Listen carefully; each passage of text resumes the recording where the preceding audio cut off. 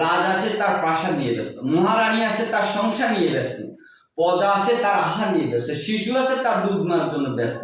তাহলে জগতের হিসাব কে করিবে গো? মধুর সুরে বাণী শুনিয়ে শুনিয়ে ঘুমিয়ে পড়েছ জগৎ সংসারে মানুষ।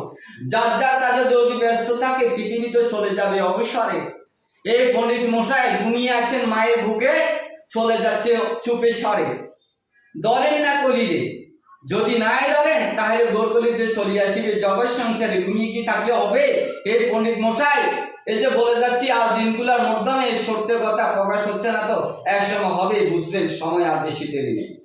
আমি একটা কথা বলবো, পৃথিবী কালের সম্পর্ক হিসাব নিয়ে এগিয়ে আসুন। সকল ধর্মের প্রতি সহনশীল বলছি। সারা বিশ্বের মানুষের কাছে আমার একটাই দাবি, আমি যা কিছু বলেছি যদি মিথ্যা হয় আমি নিজেকে ফাঁসি দিব, আর যদি না হয় তাহলে আপনাদের কি হবে সেটা বলেন, কারণ আমাদেরকে শিখাচ্ছে না কেন। জগৎ সংসার তো থাকিবে না, আর নিঃশ্বাস পুড়িয়ে যাবে কালো মেঘের ভিতরে অন্ধকারে। গনিয়ে আছে বিপদ সঙ্গে দেখিয়ে দিচ্ছে, পাওয়ার পরে মানুষ অযোগ্য পাচ্ছে। হবে না ধ্বংস, হবে ধ্বংস, আর দেরি নয়, আনন্দ মেদিয়ে থাকুন, রাজমহল ঘুরিয়ে আরাম বিছানা হয়ে থাকুন।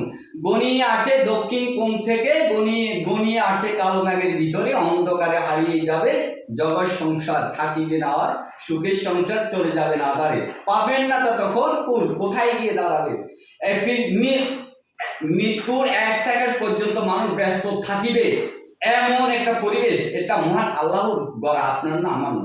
তো কিয়ামতের এক সেকেন্ড পর্যন্ত মানুষ কর্ম নিয়ে ব্যস্ত থাকবে আহার জন্য।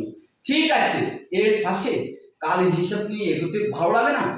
অন্তত দৈনিক 2 মিনিট আলোচনা করেন না। এভাবে করতে করতে দেখবে সমগ্র জগৎ একটা বাজি উঠবে কালের মৃত্যুর হিসাবটা। তাহলে যার যার প্রতি একটা বিবেক সচেতন জাগিয়ে উঠবে, যার যার ন্যাক আমল নিয়ে দাঁড়ানো একটা সারিবদ্ধভাবে দাঁড়িয়ে থাকবে। কারণ পৃথিবী তো থাকবে না, রাজত্ব পাশে কি হবে জগৎ সংসার।